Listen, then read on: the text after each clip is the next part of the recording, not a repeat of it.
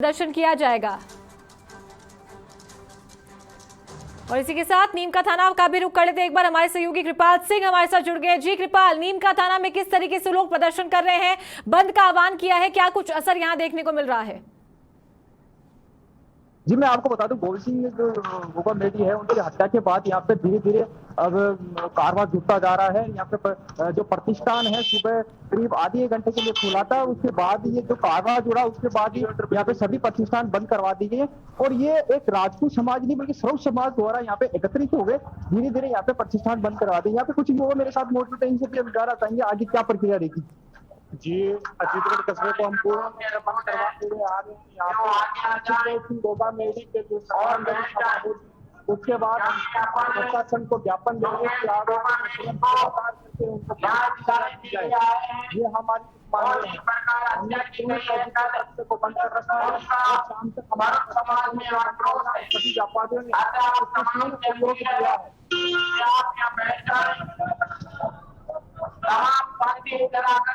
जी यहाँ पे अब धीरे धीरे ये कारवां जो जुट रहा है, अब यहाँ पे ये गोविंद सिंह गोपा मेडी को अब यहाँ पे श्रद्धांजलि दी जाएगी। और यहाँ पे अब ये जो सर्व समाज है यहाँ पे एकत्रित होकर और प्रशासन को ज्ञापन भी दिया जाएगा। जो कुछ मांगे हैं वो मांगे अगर पूर्ण होंगे तभी ये यहाँ से जो धरने पर बैठे हैं तो यहाँ पे उसके बाद यहाँ से धरने पर उठेंगे। और राजपूत समाज के जो कोई संगठन है यहाँ पे उस संगठन के हमारे जो अध्यक्ष है वो भी हमारे साथ मौजूद है, उनसे भी हम जानना चाहेंगे आखिरकार आगे क्या प्रक्रिया रहेगी। जी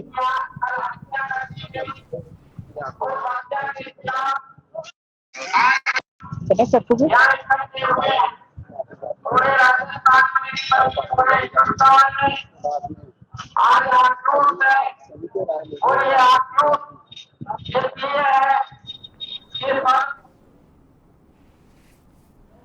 तो ये तस्वीरें आप देख रहे थे नीम का थाना से। तो कृपाल, आपके पीछे हम देख सकते हैं कि बड़ी संख्या में लोग एकत्रित हो रहे हैं। चाहेंगे कि दर्शकों को दिखाएं कि किस तरीके से प्रदर्शन नीम का थाना में किया जा रहा है। जी मैं आपको बता दूं, यहाँ पे जो आसपास के डोराला या आसपुरा ये पारोड़ा ये राजपूत बहुमूल्य है, लेकिन ये एक बहुमूल्य ना होने के कारण एकत्रित होकर सर्व समाज द्वारा यहाँ पे प्रदर्शन किया जा रहा है। आप मेरे सीधे तस्वीरों में देख सकते हैं, यहाँ पे एकत्रित होकर प्रदर्शन कर रहे हैं सर्व समाज द्वारा। ये छोटी सी निवेदन करना चाहता हूँ मैं आगे की मांग प्रशासन अधिकारी ज्ञापन भी करेंगे। ज्ञापन देने के बाद ज्ञापन में कमेटी बनाकर क्या क्या मांग रहे हैं इस प्रकार आगे की रूपरेखा बनाएंगे। अभी तक यहाँ पे जिनका बंद का आह्वान किया गया है और मेरे साथ कुछ नए मौजूद आगे क्या प्रक्रिया होगी। लोग वो भी मौजूद है और यहाँ पे मुख्य बाजार है, राजनीति है न पार्टी है, ये घटना किसी के साथ भी हो सकती है। चलिए गिरिराज, आप बने रहिए हमारे साथ। तो तस्वीरें आपको अलग अलग जिले की हमने दिखाई है जहां आज बंद का आह्वान किया गया था और उसके बाद लोग सड़कों पर निकल रहे हैं, नारेबाजी कर रहे हैं, प्रदर्शन कर रहे हैं और न्याय की मांग भी लोगों के द्वारा की जा रही। तो इसी के साथ आपको आज का अपडेट भी बता देते हैं कि जो दोनों मुख्य आरोपी हैं, शूटर रोहित सिंह राठौड़ और नितिन उर्फ फौजी, तो रोहित नागौर मकराना का रहने वाला है और नितिन महेंद्रगढ़ हरियाणा का रहने वाला है। हरियाणा पुलिस के द्वारा इन दोनों ही हमलावरों की जो आइडेंटिटी है उसका पता लगा लिया गया है, आइडेंटिफाई इन लोगों को कर लिया गया है। साथ ही बीच में यह भी बात आई थी कि इन्हें गिरफ्तार भी कर लिया गया था, लेकिन Jaipur police commissioner Biju George Joseph ने अपनी प्रतिक्रिया दी थी और इस बात को बताया गया था कि उन्हें गिरफ्तार अभी तक नहीं किया गया है, लेकिन आज जल्द ही जो पुलिस प्रशासन है वो लगातार कार्रवाई कर रही है और आज इस पूरे मामले का खुलासा किसी भी वक्त किया जा सकता है। जो आरोपी है उनकी धरपकड़ लगातार जारी है, सर्च ऑपरेशन चलाया जा रहा है। जो साइबर सेल की टीम है वो लगातार जो लोकेशन है उनकी उसको भी ट्रेस कर रही है और कोई सुराग पता लगाने की कोशिश में पूरी तरीके से जुटी हुई है। और जिस तरीके से लोग प्रदर्शन कर रहे हैं, बाजारों को बंद रखा गया है, तो कहीं ना कहीं जो प्रशासन है उस पर भी दबाव बनता नजर आ रहा है। लेकिन साथ ही यहाँ पर आम लोगों का कहना यह भी है कि प्रशासन की तरफ से अभी तक उन्हें कोई आश्वासन नहीं दिया गया है, बातचीत नहीं की गई है। बात अगर राजधानी की करें तो बड़े राजपूत नेता यहां पर नजर आ रहे थे, महिपाल सिंह मकराना यहां पर नजर आ रहे थे और इसी के साथ राजपूत समाज के जो अध्यक्ष हैं उनकी भी प्रतिक्रिया सामने आई थी। राजपूत हॉस्टल से लेकर चार दीवारी में सिंधी कैंप पर यहां पर रैली निकाली गई थी, पैदल मार्च किया गया था और उग्र तरीके से प्रदर्शन किया जा रहा था, नारेबाजी की जा रही थी। प्रशासन के खिलाफ लापरवाही की बात भी सामने आई थी। तो सुबह से आपको समाचार प्लस पल पल की अपडेट इस मामले को लेकर देता रहा है और आगे भी देता जाएगा। साथ ही आपको बता दें कि जो सर्व समाज के लोग हैं, जो परिजन हैं, उन्होंने सुखदेव सिंह गोगामेडी का शव लेने से भी इनकार कर दिया है, यानी कि तब तक अंतिम संस्कार नहीं किया जाएगा जब तक कि आरोपियों की गिरफ्तारी नहीं होती है। तो प्रशासन पर यहां खासा दबाव बनता नजर आ रहा है। जो दो मुख्य आरोपी हैं उनकी जल्द से जल्द कार्रवाई करने की और गिरफ्तारी की मांग की जा रही है और साथ ही कई जगह बात यह भी आ रही है कि उनका एनकाउंटर किया जाए तो उन्हें फांसी की सजा देने की बात भी सामने आई है। तो ये घटनाक्रम किस तरह रहा है एक बार फिर से आपको बता देते हैं।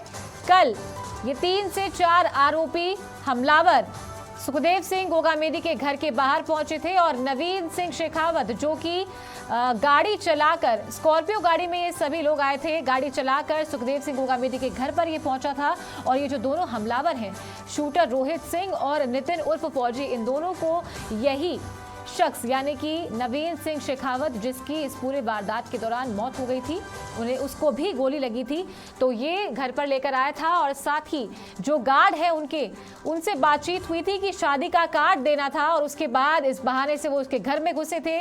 सुखदेव सिंह गोगामेडी से 10 मिनट बातचीत की थी और फिर अचानक खड़े होकर ताबड़तोड़ फायरिंग उनके ऊपर शुरू कर दी थी और जाते जाते जो हमलावर है उसने सुखदेव सिंह गोगामेडी के सर पर गोली मारी थी ताकि बचने की कोई गुंजाइश ना रहे यहाँ पर। और इस पूरी वारदात को अंजाम देकर वो वहां से फरार हो गए और आगे जाकर पिस्तौल की नोक पर जो स्कूटी चला रहा था राहगीर, उससे स्कूटी मांगकर जबरदस्ती ये स्कूटी लेकर फरार हो गए थे वहां से। और उसके बाद से लगातार इनकी तलाशी ली जा रही है।